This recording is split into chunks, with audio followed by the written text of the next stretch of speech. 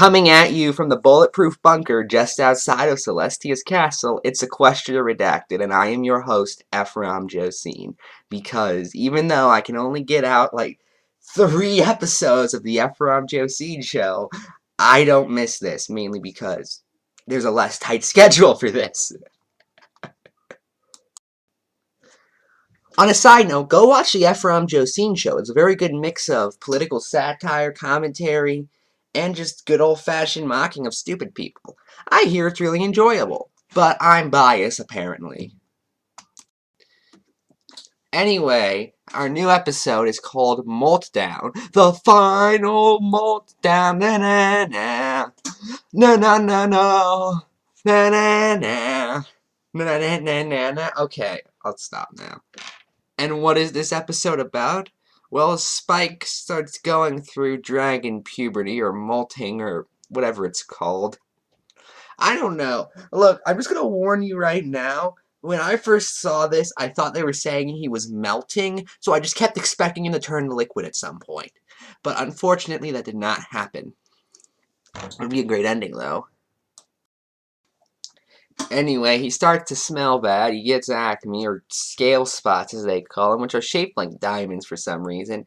And they also itch because the writers don't really... okay, that's fair.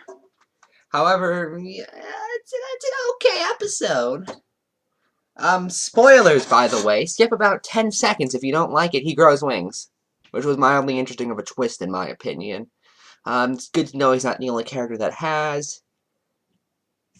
I hope this will lead to development, but at the same time, I feel like these writers are putting too much at their plate. They have the school, and they have the, well, it's been past 10 seconds, so go back if you actually didn't know and you care. But it feels like this season has been trying to be ambitious when the most simple episodes of the show, Mod Couple, Fake It Till You Make It, Horseplay, Breakup Breakdown, were all just great because they were simple. I'd put this just below School Days, personally. It's Surf and or Turf. It was when it actually started to annoy me. This episode doesn't annoy me, it's just kind of okay. You know, it's not a bad episode, it's just not one of my personal favorites. Like, it's not an episode I'd be like, oh man, you know what episode I'm gonna watch? Meltdown. That's probably never gonna happen. It's not helped by the fact I didn't really feel like they were even attempting to be funny in this one. I mean, if this is one of the worst of the seasons, if this is the bottom half, then we've had a pretty good season so far. I'll give it that much. But, you know.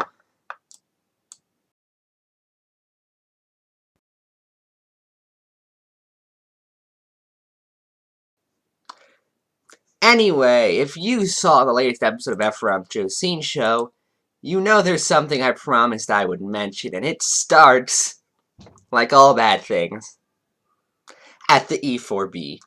Essentially, if you do not know, Lily Pete made a running gag on Glass of Water that occasionally she'd hold up a picture of a guy with Josh's head holding up a stop sign that says, immediately stop. Now, the E4B, who wanted to really own Lily Pete, specifically Space Mayor, decided it'd be funny to do the exact same bit, but instead replace it with Lily Pete's head to prove something. I'm not sure what it proves other than their Photoshop skills, which, by the way, Saturn, or Spaceman, or whatever you go by now, your Photoshop skills are amazing, and don't worry, no one was doubting that. The replies to this are amazing, by the way. Sup, Will, 107 says, the funny thing is her waving around the phrase, immediately stop, non-stop, no pun intended, is more accurate. Yes, I remember that time Lily Pete gave a cease and desist notice. Sega Sister says, ... still not funny. And finally, me and Sega Sister agree on something. Deverer, who we've covered before, says, all I'm wondering at this point is how long it will take the court to proceed in the order and make a court date and all that. Never. That's never gonna happen. If Josh is smart, that's never gonna happen. Sega Sister says, at Luna Corva, said it would be at least 6 months. Is that right? I don't know. I just said never, so who knows? And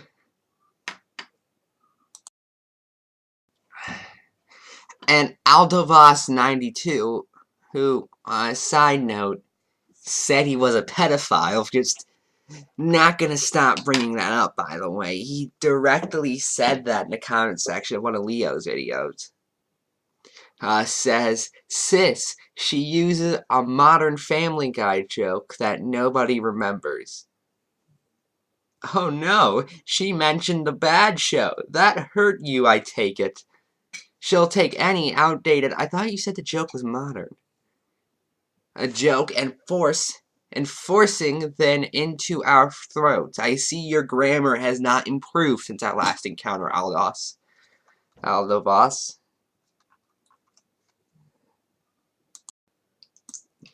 Anyway, so then I saw this a few days ago, and apparently, because at that point I was already starting to annoy the Ann Coulter fans. Well, apparently the bronies wanted to prove to me, no, we're still worse. Because all I did was point out the kind of hypocrisy in saying Lily Pete is unfunny when you steal her jokes. And then, oh boy, I got some great replies from that one. Most notably from that kid Douglas, who, if you do not know, you remember that guy who made the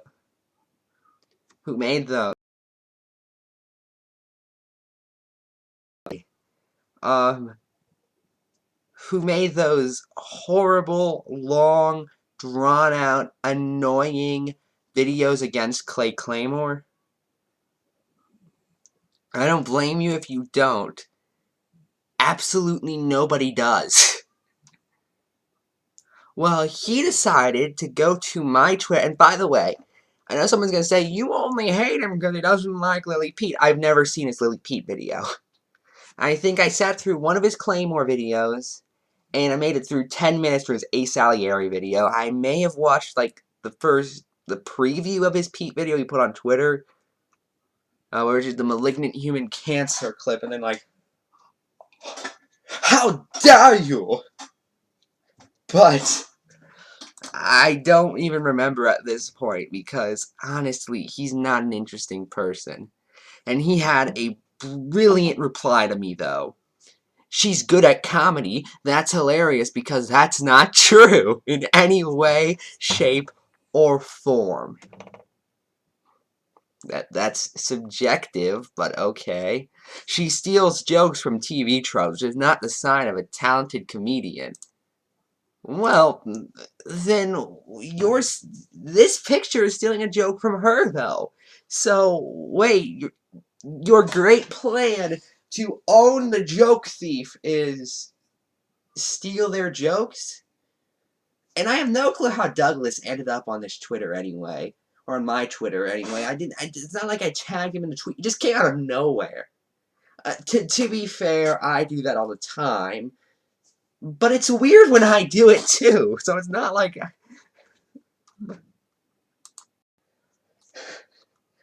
You just gotta love the fact that these people have no logic, by the way.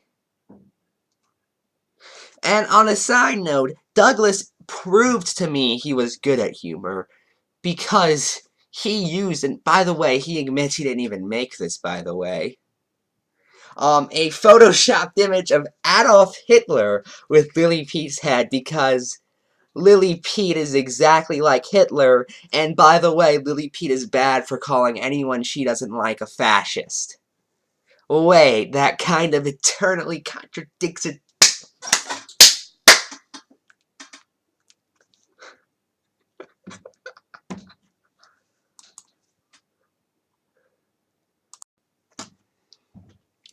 It gets even better as this guy called Buttered X-Wig went into my replies to say that, Lily Pete stole a joke from Josh or something, which, on a side note, he had absolutely no proof of at first. And then, you wanna know his example? It was, here's the quote. It's amazing. Her video on MLP Village, she directly uses a quote from Josh's top 10 darkest Mario moments videos. No proof, no example of what the quote is, by the way. And he just expects me, if I may borrow a quote from Christopher Hitchens, by the way, what is asserted without evidence can be dismissed without evidence, so I dismissed it without evidence. Then he started going on saying that if I'm just gonna read this one too. I'm willing to bet if Lily were to use a direct quote from Adolf fucking Hitler. But remember, Lily Pete just compares everyone she doesn't like to fascists, and she's bad for doing that. You'd still defend her. No proof to that, by the way. You don't know, because that's never happened. But here is when I just asked for a little bit of context. Here's what he said. Calling Adagio an absolute monster, which is the same phrase Josh used to describe the Shroop princess from Mario and Luigi. Well, good thing I just mentioned Hitchens, because if you say somebody should be deserved to be put in prison, then you are plagiarizing his book, The Trial of Henry Kissinger. Okay? Right there. Don't plagiarize this book. It is supposed to be read, and you should read it. It's a really good book. I just got it about a week ago. I'm on about chapter 4 so far. I haven't finished it yet because I just got it less than a week ago, and I got 2 other books with it as well. But it's an enjoyable read. Oh yeah, the brony stuff. I'm supposed to get back to that. Lastly, Foxwell, aka Night Tie was very angry that Lily Pete accused him of shoehorning his way into a discussion. And he proved he was wrong by shoehorning his way into this discussion and tweeting that for absolutely no reason. Other than to trigger the fans or something. I don't get it. I don't know. Maybe I just need a really high IQ to understand Foxwell. I mean, to be fair, maybe I just can't comprehend his thick Texas accent. But hey, that's none of my business. This water bottle is empty. I'll be right back. But that's none of my... This is a 2-liter of Orange Crush.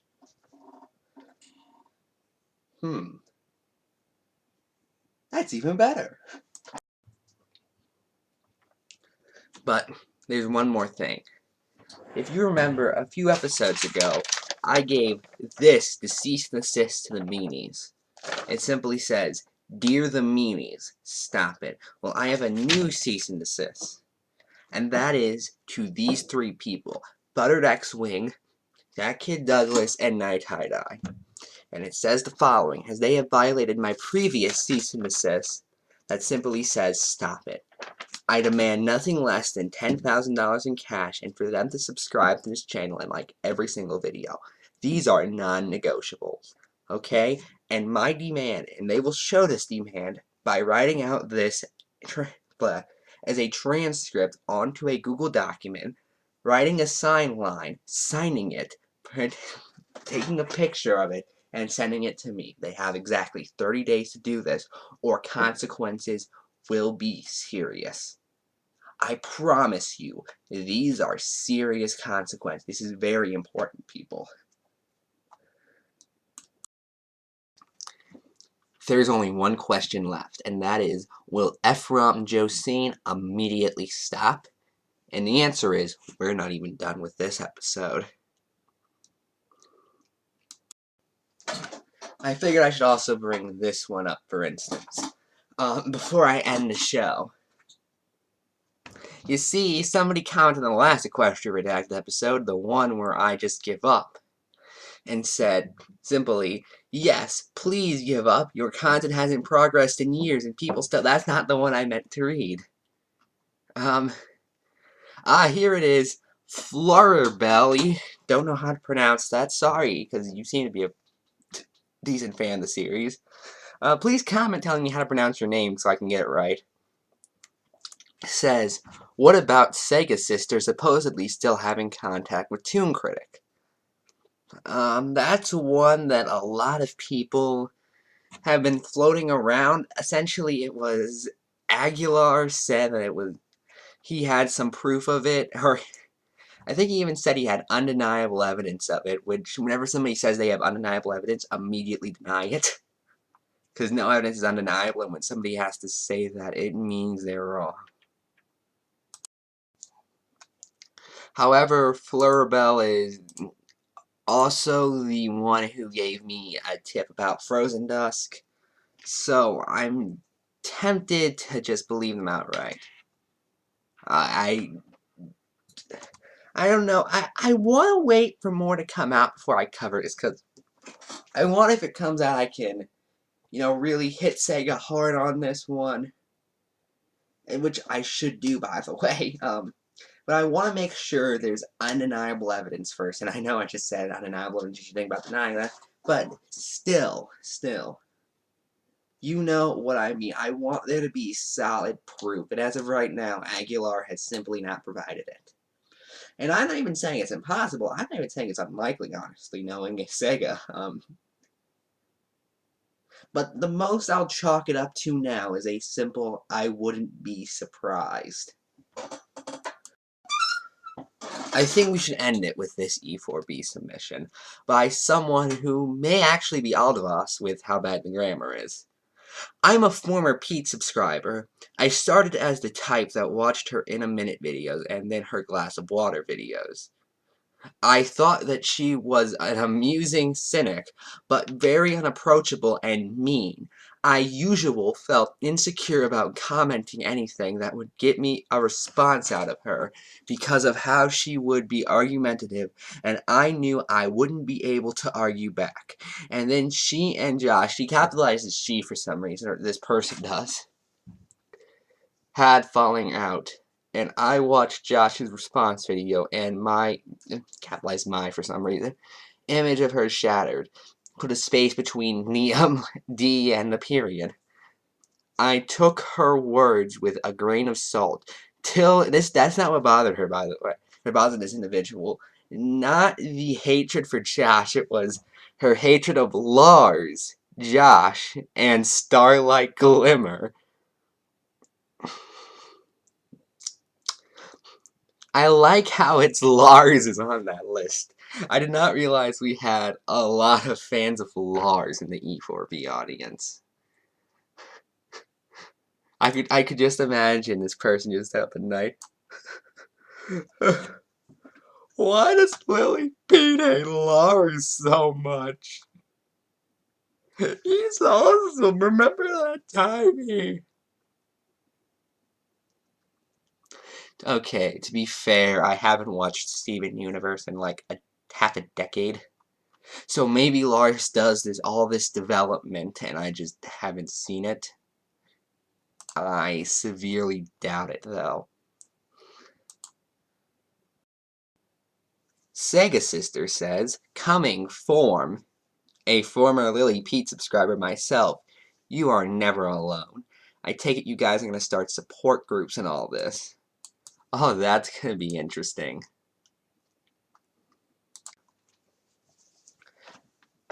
Changelings and Dragons says, I dropped her the moment she got involved in that Down with Molestia crap. To be fair, she only said involved, she didn't say take a side, so maybe this person is against, harassment of somebody saying, hey, maybe making jokes about molestation isn't always the best idea. Prince Thunderflare says, why does she hate Starlight Glimmer? Because she doesn't feel Starlight's that good of a character? Is it because she's a reformed Marxist?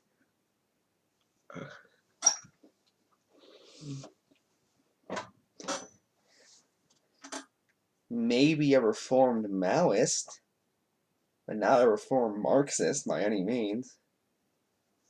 No one's gonna get that besides me, by the way.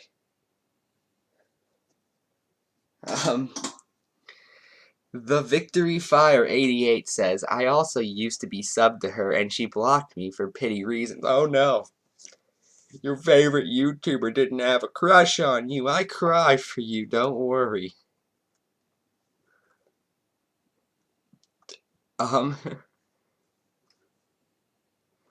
Anyway, that's it.